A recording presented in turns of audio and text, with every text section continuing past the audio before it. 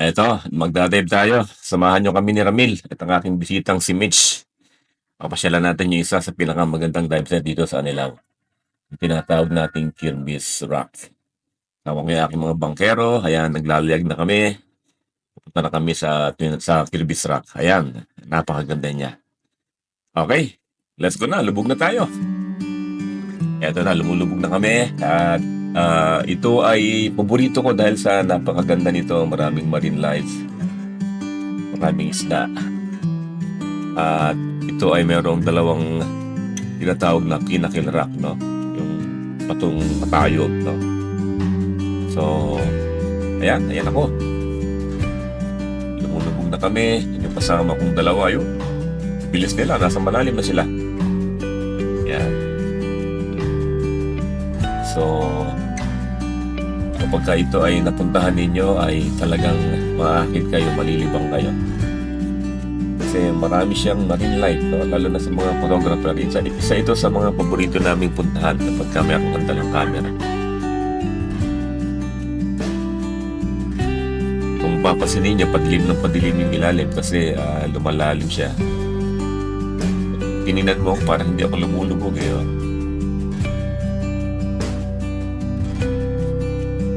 So, ganda nitong camera ko, sobrang wide. 8mm siya na murahin lang yung lens niya. Pero ito ay naka-housing sa Agipot housing na may wide dome, no? Yan, equalize tayo, no? Kasi dito mararamdaman mo na yung pressure habang lumulubog ka. Sakit sa tenga. Yan, ito na yung mga kasama ko.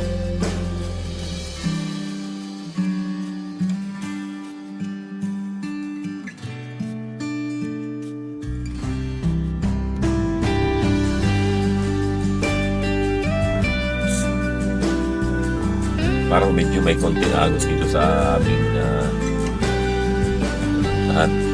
Nakita mo yung mga galaw ng isla habang lumalangoy. Saka yung mga particles sa paligid. Medyo against kami ng konti sa agos.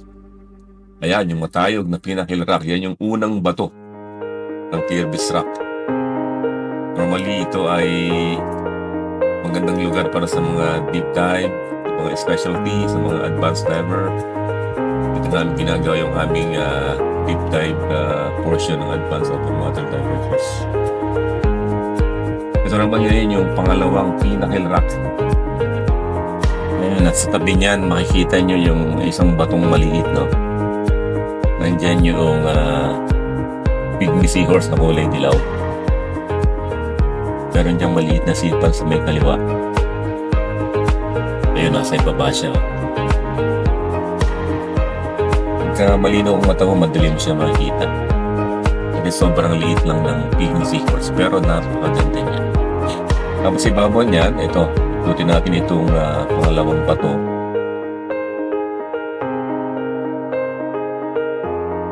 Yan, medyo ikot tayo ng konti dito para makita niyo yung itsura niya.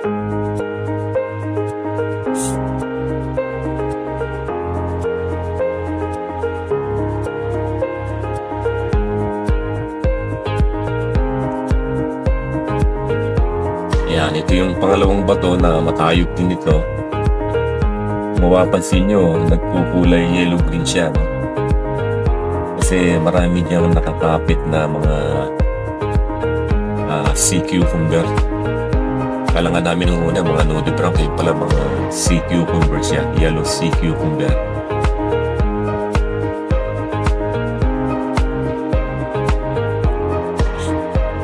Medyo hazy yung tubig pero malinaw siya. Oh.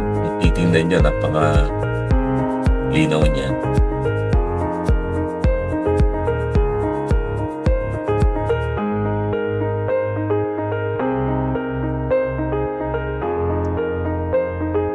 Yun, yung mga kasama ko si Ramil at si Mitch. Ayan. Yung bato halos ano na siya, covered na siya ng marine life. Ito mabilis lang ilawin natin kasi para makita nyo lang kung ano pinakasilalim. Yan, sa ito, makikita natin dyan yung mga fan coral o sea fan. Kaya marami siyang mga sifa na nakakabit sa bato.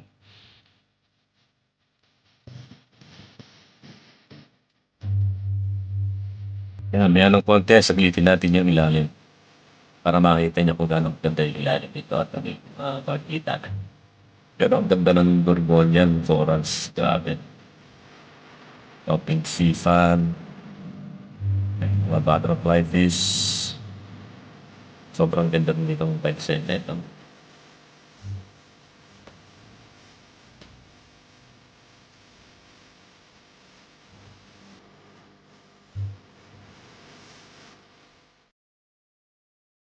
Yung ilalim ng bato na to ay nasa mga 40 meters.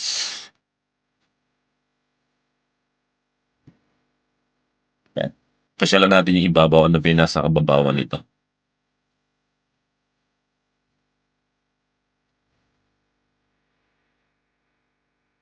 Ayan, ito na yung pinakaibabaw niya. Dito, marami rin dito mga craters, no? Yung mga nudibranch. Meron dito mga Pliny.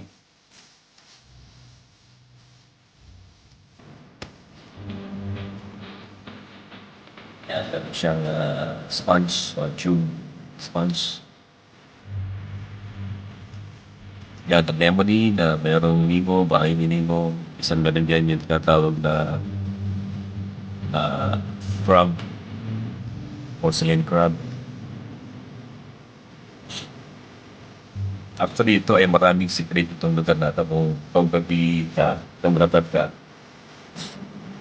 tapos sama-sama mo ay makaroon marami rin itong mga secret point, no, na para sa mga photographer.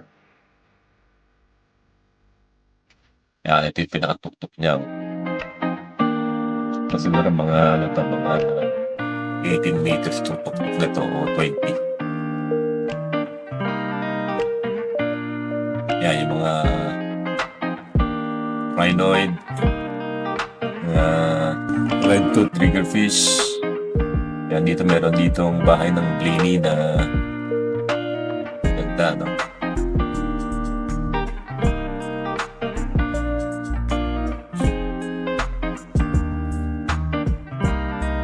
Yan. So, dito naman tayo ngayon. Pasyalan natin yung ilalim.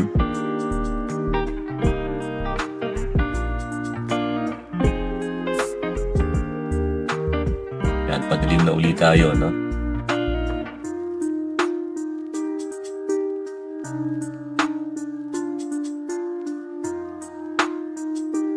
Yan. Sa ilalim nito, minsan may malalaking mga sweet lips, eh. Minsan may mga stingray na malalaki.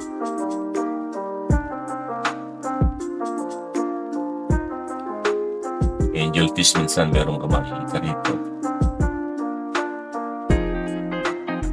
Yan, ito nasa 30 meters na ito. 100 feet.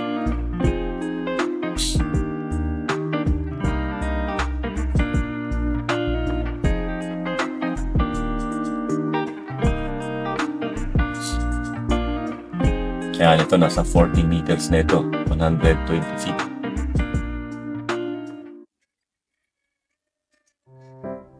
Pero kung titingnan nyo, maliwanag pa rin siya, no? Maganda yung ating camera, yung lens ng ating camera.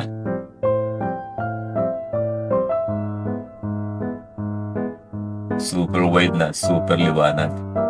Yan, dito sa part na to, dito namin nakikita yung purple fire goby. Isa sa mga rare goby na mahirap siyang picturean. Hindi mo siya makukunan basta-basta kasi masyado siyang sensitive. Mahihiyain, kumbaga. Ayan, yung pinnacle rock. Ayan, ito nasa mga 43, 45 meters na ito. Ayan, ako, no? Wala akong ilaw, baka hindi nyo na makita yung mukha ko. Buti meron akong video light. Ayan, so nag-alarm na yung aking computer. Time to go up na raw. Lalim kasi hindi ka maka-stay ng matagal yan. Eh. Dapat mabilis lang. Dahil sa hindi tayo nitrox, so air lang tayo, kaya nababang tayo. Normally, pag nagpunta ka dito, short time lang siya kasi malalim. Tungtong kasi ibabaw ng pangalawang bato na yon. Yan, yung stay ko yan matagal. Yan, pabalik na tayo dito sa may unang bato, no? Dito mostly kami nag-i-stay ng matagal, no? Kasi yung ilalim nito, napakadaming marine life, maraming klase ng nudibranch. Photographer ka ay kulang ang isang oras dito sa mabawa na ito.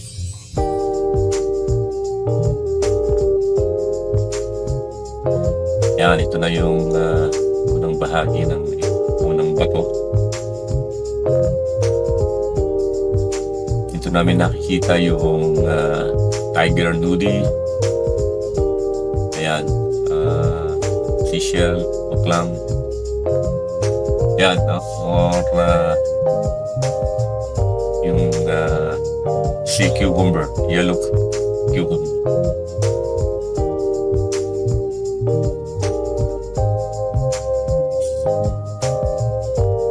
Yan, sa ilalim nito, minsan meron ditong yung ito, kagaya nito,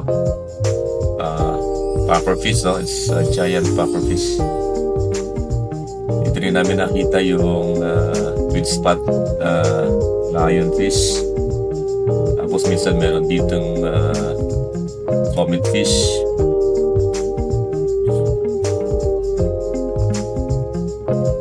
Minsan meron din dito sila nito yung long nose hawkfish. At dito minsan sa unang bato na ito, napakadaming frogfish. Mamaya tingnan natin kung ilang frogfish ang natin makikita. Yan, normally iniikot lang ito pabalik-balik, no? Yun, ito ay parang bulaklak siya, di ba? Pero yan ay itlog ng nudibranch. Yan, may nakita rin tayong crinoid na lumalangoy, yung deep air. Nandito ko rin nakita yung pugita sa aming mga reel. At yung pinaka poisonous na octopus, yung blue ring octopus. Dito rin namin nakita yan. Dito rin namin nakita yung Mira Lenny. Napakagandang uri ng nudibranch. At dito mo rin makita yung mga Plabelliana, maraming klase ng eel, igat. Ayun, nakaisa tayo ng frogfish. Yan, medyo yung frogfish kasi ambush predator yan eh. Tumatabi siya doon sa kakulay niya para hindi siya gaanong makita ng isda. Ito yung isda na nanguhuli ng isda. Yan, balikan natin ang isa pa. Tira natin yung kanyang mukha. Ayan, di ba? Kakulay siya nung sponge coral. Pag may lumapit na isda dyan, kaboom! Lunch.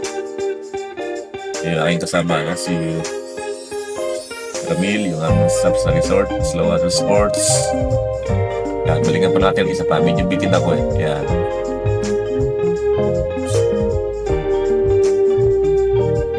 Ayan, sila naman ang tumutok doon sa practice para ipakita kay Mitch.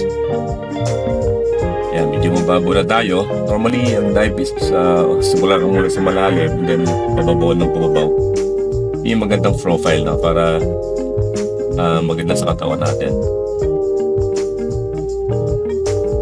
Yan, nakakita rin tayo ng kawan ng mga yellow snapper. Ayun, nasa baba siya. Makibabalikan natin yan.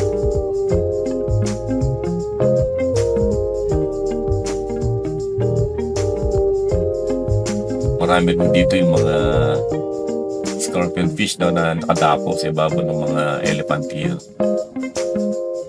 coral.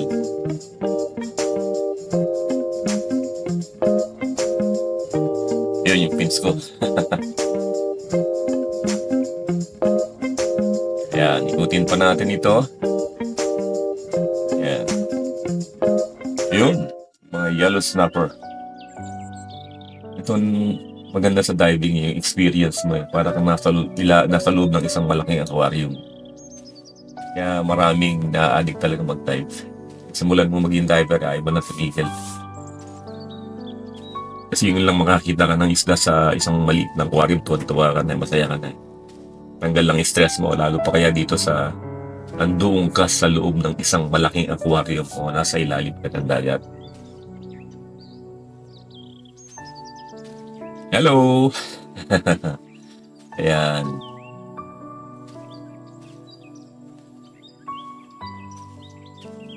Yan, mga crinoid, iba't ibang kulay.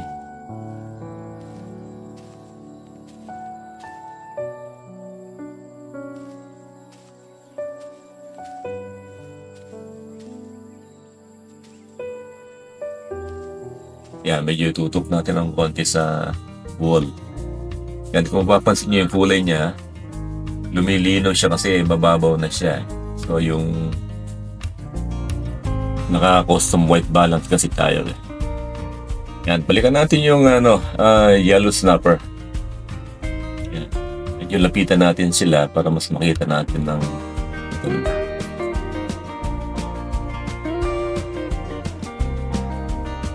Actually, malalaki na ito eh. Kaya lang, na-wide lens kasi tayo. Kaya, parang maliit lang siyang tingnan.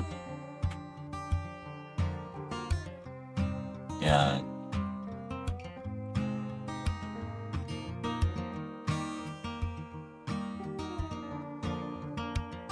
Parang tips ko yun ah. Yan. Okay. Iikot tayo ulit. Yan. Ganyan lang dive dito. Paikot lang hanggang sa makarating ka nun sa ibabaw. Makarating ka sa 5 meters para mag-safety stop. Yan. Dito na tayo sa medyo ibabaw ng konti. Yan. Kung mapapansin nyo, marami siyang yung kulay pink na isla. No? Yan tinatawag ng mga antias. Minsan, sobra ang kapal niyan. Halos mamula yung ibabaw nila. Yan, mga Rish Idol, mga Sergeant Fish, Butterfly Fish. So, napaka daming makikita talaga dito sa Kirby's Rock.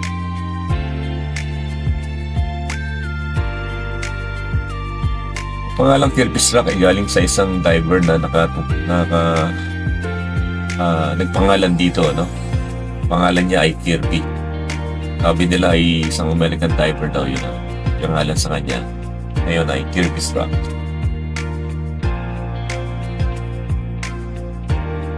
Yan, ito yung pinalikan natin yung kabilang side ng unang pinakal rock. Yan, kung dito nyo sa kaliwa, yan yung wall, yan yung kadugtong ng isla, no? Na ito ay, Caban Island. Yan yung wall.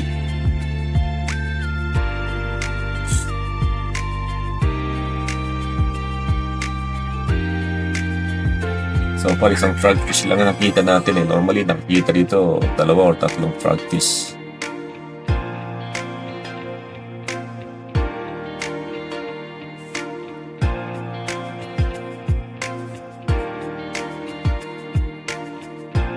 Ayan, mas malinaw na siya kasi mababaw na. Effective na yung kanyang custom white balance na.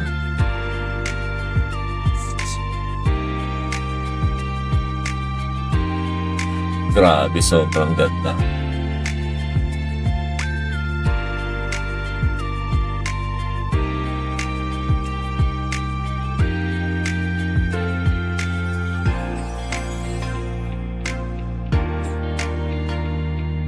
Yan.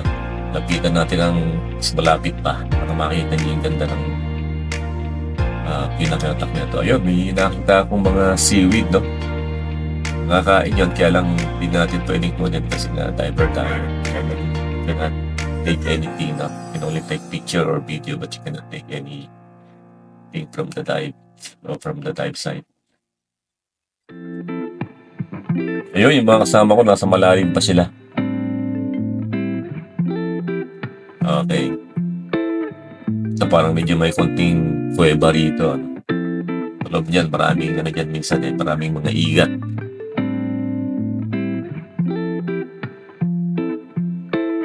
Ayan, pufferfish. Yung pufferfish yung kasama ko.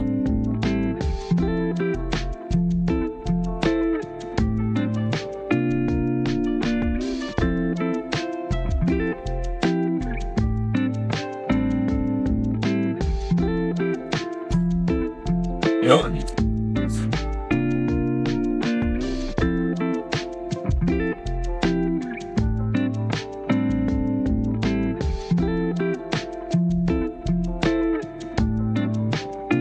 Nasa mga 6 meters na lang ito. Normally, dito na yung safety stop point.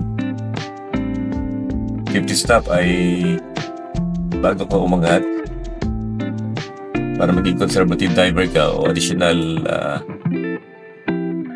safety, no? Para sa isang diver ay safety stop kami sa lalim na 5 meters bago kami umangat. Humihinto muna kami ng mga 3 minutes. Pero kung may computer ka, sasabihin sila ng computer mo kung gaano matagal ka dapat mag-safety stop. Yan, dito sa bahagi na ito nakita namin yung blue ribbon eel. Blue ring octopus.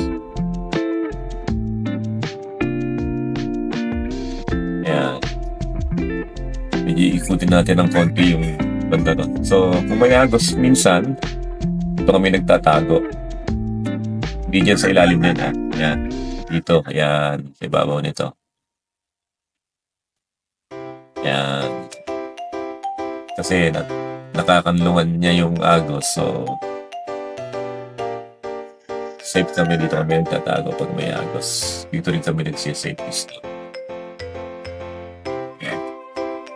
Parang maganda yung side na yun. Pasyalan nga natin yung lugar na yun. And kung may agos, hindi namin kayang bumalik dito normally. Ito kami bumaangat doon sa kabila. Babaybayin lang namin yung diretso na yan kanan. Itang layag point. Yan, kung titignan nyo yung mga soft coral, grabe, sobrang ganda. Kaya kaganda sa ilalim ng dagat dito sa Tingloy. Tingloy na ito, Tingloy, Batangas. Ito part ng Anilaw. Ang Kirby's Rock ay nasa lugar na ng Tingloy. Yan, soft coral. Grabe, para siyang nasa flower shop.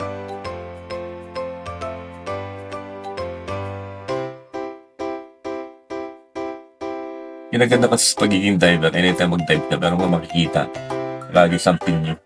Hindi ka maboboring. Yan, 5 corals yan, ingatan nyo yan. Dahil sa yung nakakapaso yan. So, maganda, grabe. Yan, I think it's time for me to do a safety stop na. Yan. Kaya tayo ng konti dito, 5 meters. Yan. Yan yung sign, 3 minutes stop.